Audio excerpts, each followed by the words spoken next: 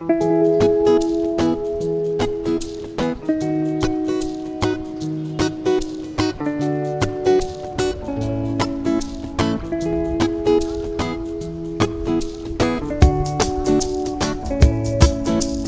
sore teman-teman, kita sekarang sedang berada di Kendari. Kendari. Tepatnya di mana, sayang? Di Taman Religi, apa ya namanya? Taman Religi Kendari. Ya, kawasan MTQ lah.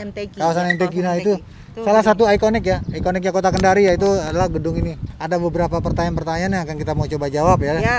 Karena selama ini banyak sekali pertanyaan di kolom komentar, cuman kita generalisir aja. Sebelumnya kita kelompokan gitu. ya kita kelompokkan aja.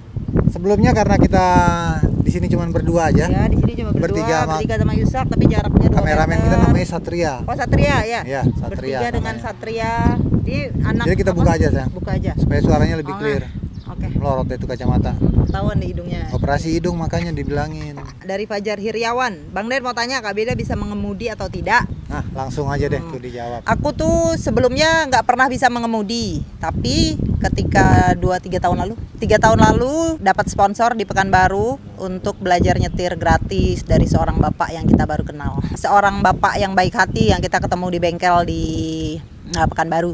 Ya. Jadi suruh latihan nyetir. Nah, akhirnya aku latihan nyetir di situ. Latihan nyetir, dibayarin kursus nyetir bayarin tepatnya. kursus nyetir plus bikin SIM. SIM. Nah, tapi yang jadi masalah adalah saya orangnya penakut.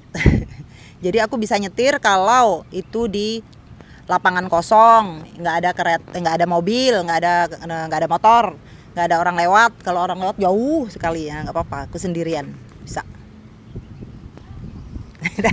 Ya sama juga bohong.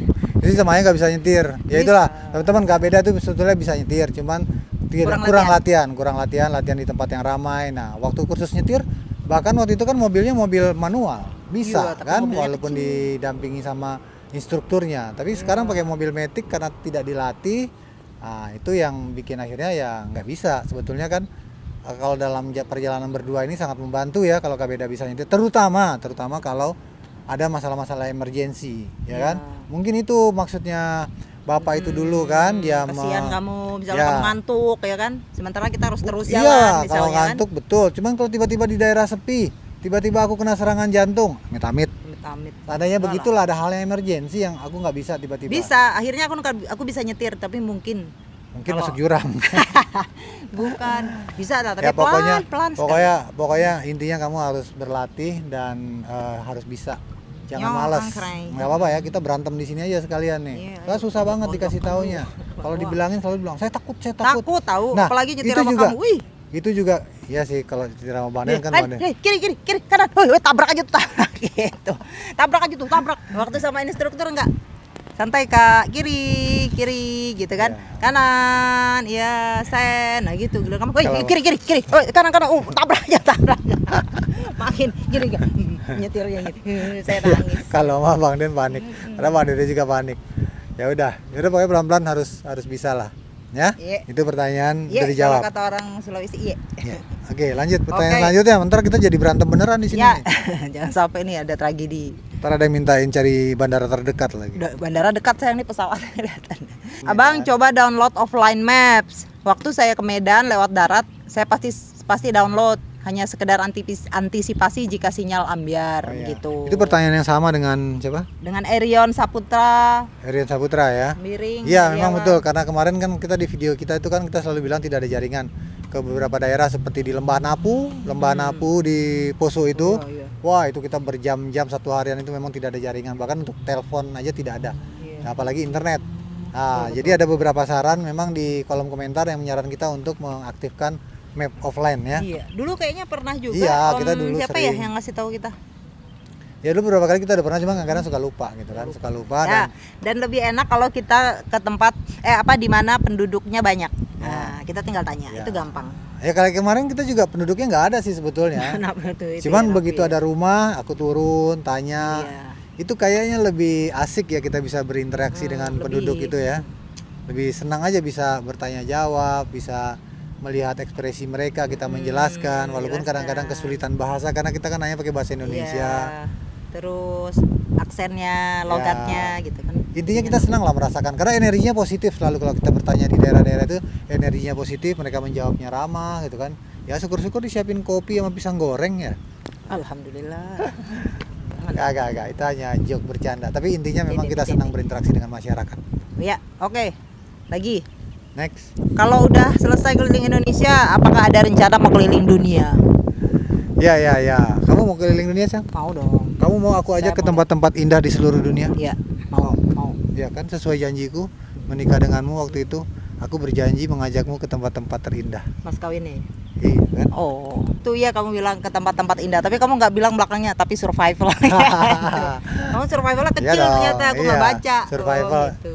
Bagaimanapun caranya itu lain persoalan. Iya. Ya, yang penting aku sudah ajak kamu ke tempat-tempat yang terindah. Sekarang ini Indonesia dulu. Iya. Kalau mimpi besarnya, ya siapa sih orang yang tidak kepengen keliling dunia ya? Menurutku pasti semua orang ingin keliling dunia. Cuman kan kalau keliling dunia itu kita tidak bisa seperti di Indonesia.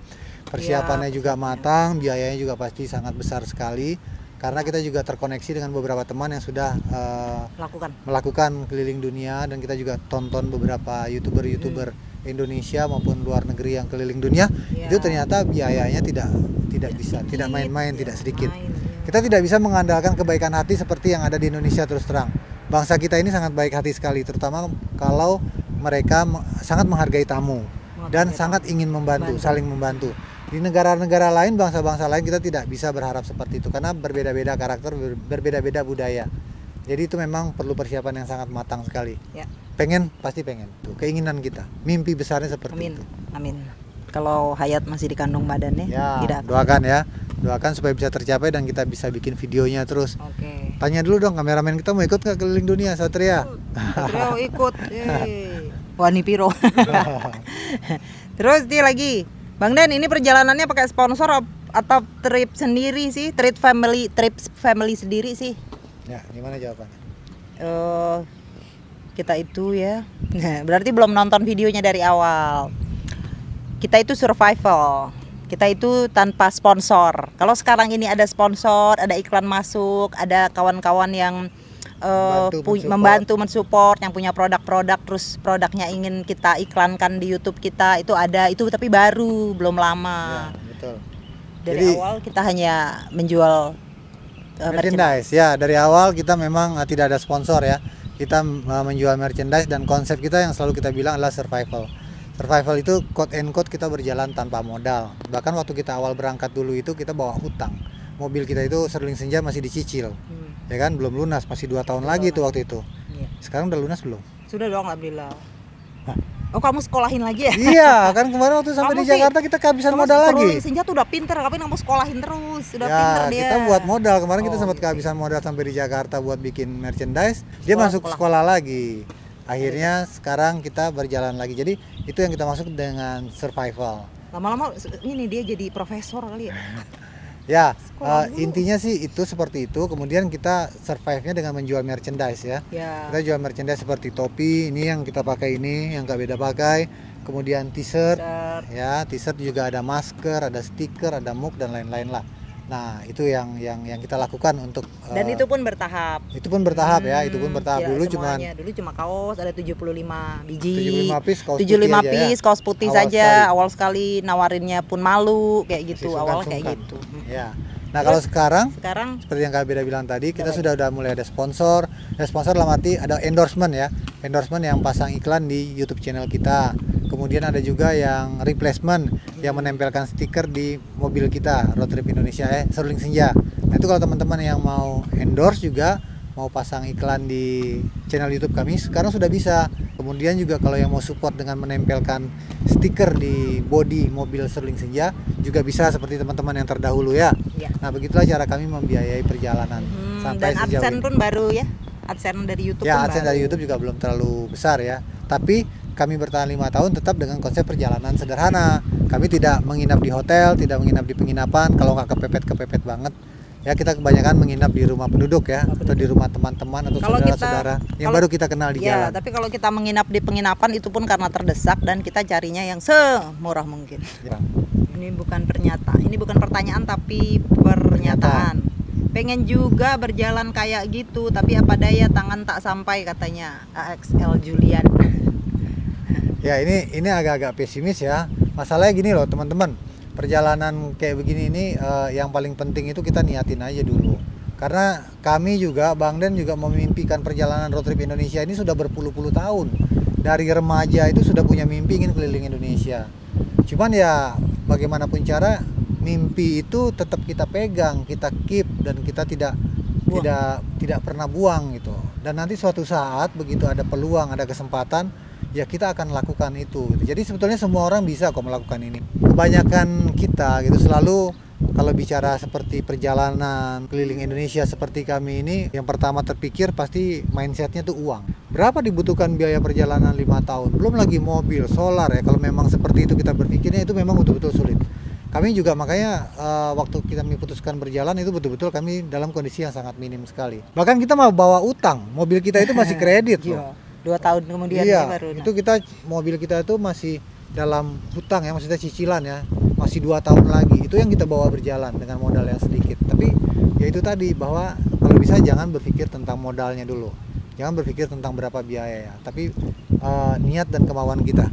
Ya, banyak teman-teman ya, aku punya kenalan banyak yang naik sepeda ada, yang naik motor ada keliling Indonesia, Vespa butut ada naik sampai Sabang ya kita ketemu. Sabang sampai Merauke itu banyak kita ketemu dan mereka bisa survive. Yang penting niat dan kemauannya, itu aja. Ya, pokoknya pegang terus mimpinya teman-teman. Jangan menyerah dan jangan pesimis. Optimis.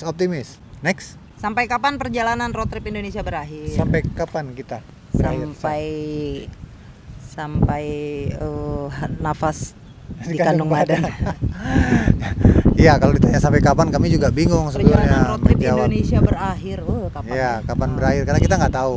Karena kan kembali ke konsep satu-satunya rencana adalah tanpa rencana. Jadi kita nggak tahu kapan ini berakhirnya. Kita juga sampai Merauke kapannya kita nggak tahu. Sampai kapan di Kendari aja kita nggak tahu. Jadi semua betul-betul kita serahkan kepada perjalanan ini. Jadi hidup kami ini sudah kami serahkan sepenuhnya. Kalau Kak Beda bilang ini bukan perjalanan lagi, tapi ini sudah hidup kami. Itu Kak Beda sering ngomong seperti itu. Jadi memang belum tahu ya akhirnya kapan, karena gini, kami juga setelah melakukan perjalanan beberapa tahun ini, kami terlalu menikmatinya, dalam arti bahwa kalaupun kami sampai ke Merauke, selagi masih ada tenaga, selagi masih ada kesehatan, kami ingin jalan terus aja, mengelilingi Indonesia atau mengelilingi dunia, atau ke tempat-tempat di Indonesia ini kan sangat luas, ada 17.000 pulau. Dalam beberapa tahun ini belum semua tempat yang bisa terjangkau. Satu provinsi aja juga. Iya, tidak semua. Jadi mungkin kami akan berjalan ke tempat-tempat yang kita belum pernah ya, sayang. Ya, belum pernah, atau ingin kembali ke satu tempat yang dulu kita merasa belum cukup, belum puas, atau kita balik mendalam, lagi. gitu ya. Kesan mendalam, atau saat itu kita uangnya terbatas jadi nggak bisa kemana-mana misalnya. Seperti kayak Labuan Bajo. Kita kan nggak kemana-mana. Kita belum pernah naik kapalnya, belum pernah ke Komodonya. Padahal 2 kali. Padahal kita 2 kali ke Labuan Bajo. Nah, kayak gitu kalau konsep perjalanan, jadi nggak ada masalah. Mungkin nanti kita ke tempat-tempat yang seperti itu ya. Ya, insya Allah. Ya, jadi ini udah menjadi lifestyle juga buat kami. Kami pengen ya udah hidupnya memang seperti ini di jalan, karena hidup itu bukan berarti harus menetap di satu kota saja.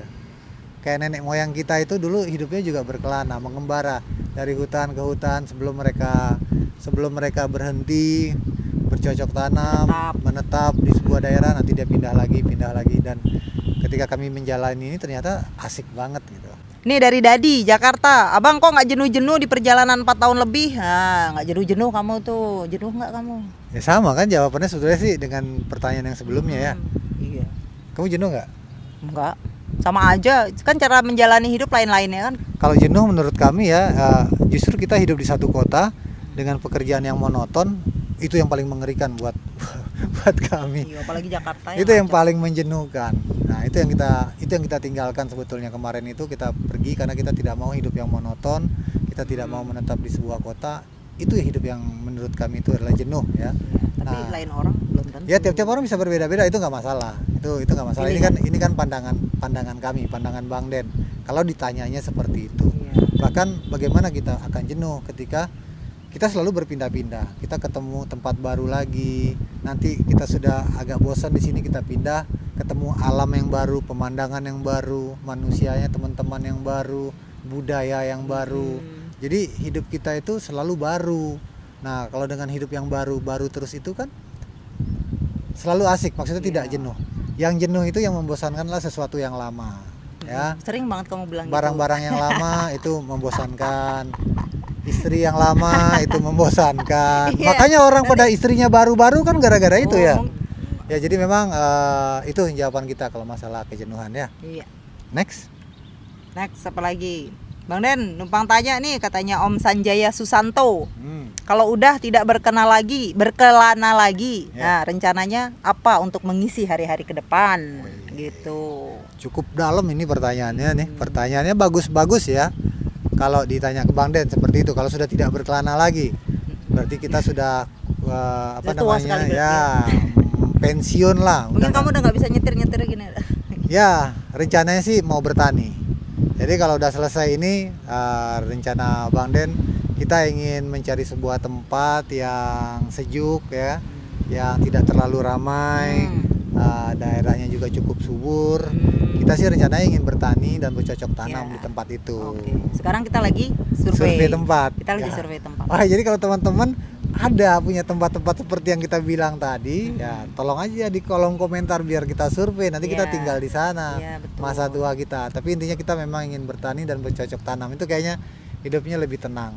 Sama dengan perjalanan ini. Perjalanan ini kita mulai juga sebetulnya kita mencari ketenangan itu sendiri. Walaupun itu relatif ya. Selama perjalanan ini kita memang merasakan ketenangan, kedamaian, dan kebebasan. Jadi kebebasan itu yang paling pertama kita rasakan. Jadi gini, kalau menurut kami setelah melakukan perjalanan ini, kebebasan ini berhubungan erat dengan ketenangan dan kedamaian kita. Jangan negatif memandang kata kebebasan ya. Kebebasan itu bukan maksudnya seks bebas, hidup Gaya bebas, hidup bebas. semau-maunya, atau bukan bermabuk-mabukan, bukan itu. Tapi bebas itu adalah ketika kita tidak terikat ya, kita tidak terikat dengan aturan-aturan yang umum, kita terikat dengan jam kerja, kita tidak terikat dengan bos atau atasan, dan banyak hal yang mengikat kita. Nih, walaupun kita tidak memiliki banyak benda, kita tidak memiliki banyak harta, tapi kita punya waktu yang sangat berlimpah dan kebebasan itu memang tidak ternilai harganya.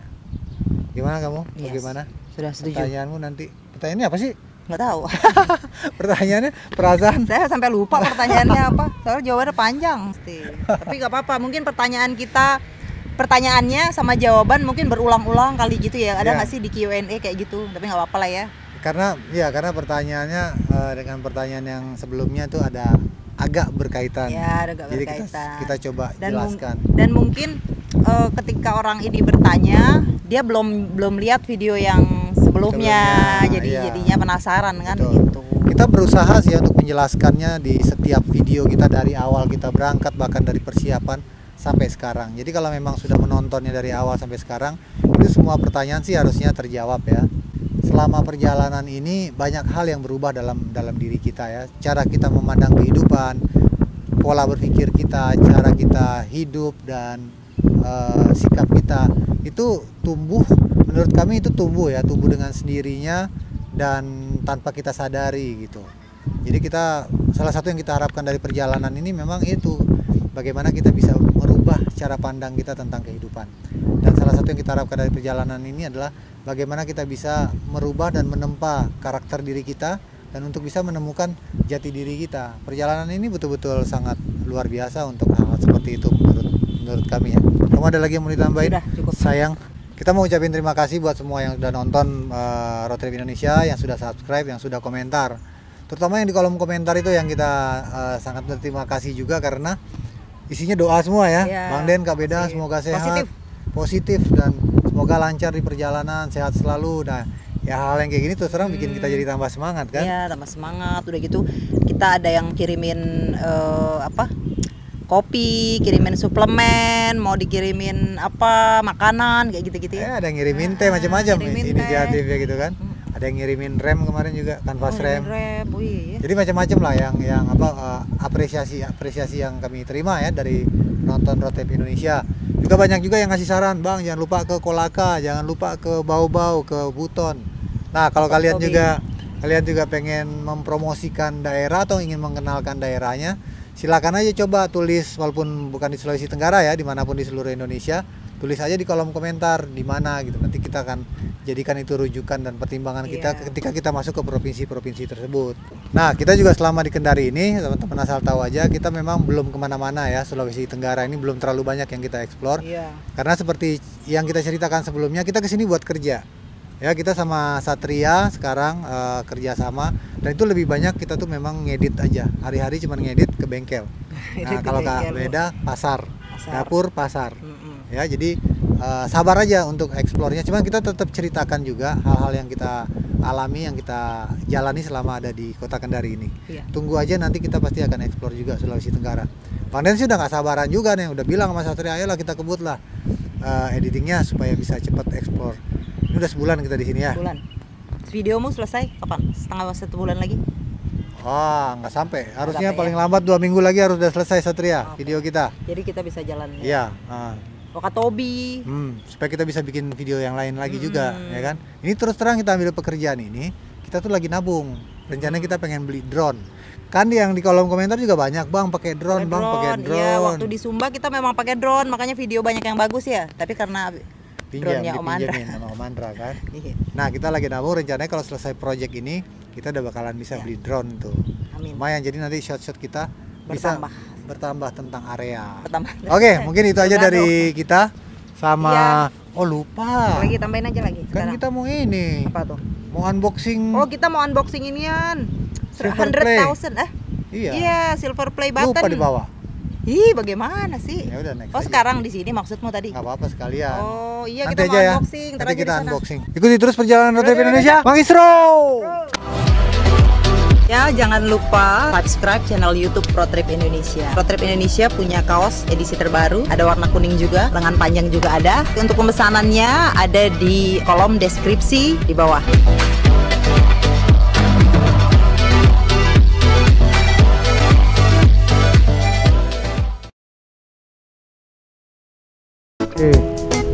Wah, cantik memang kalau lagi warna biru kayak begini, keren.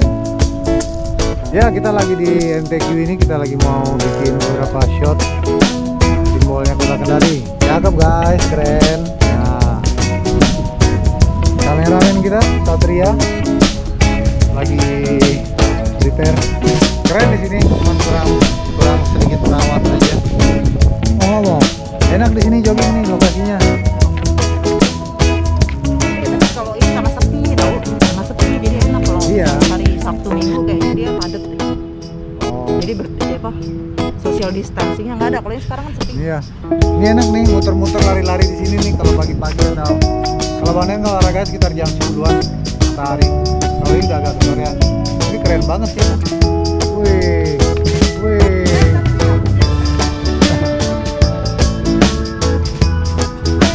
Ya, di sini memang asik sih tempatnya. Udah banyak juga yang ada yang latihan taekwondo anak-anak, ada yang jogging-jogging, ada yang jalan-jalan aja. Jadi ya banyak hal yang bisa dilakukan di sini guys. Sayang banget. Nih banyak sekali nih semak-semaknya nih, gak terawat.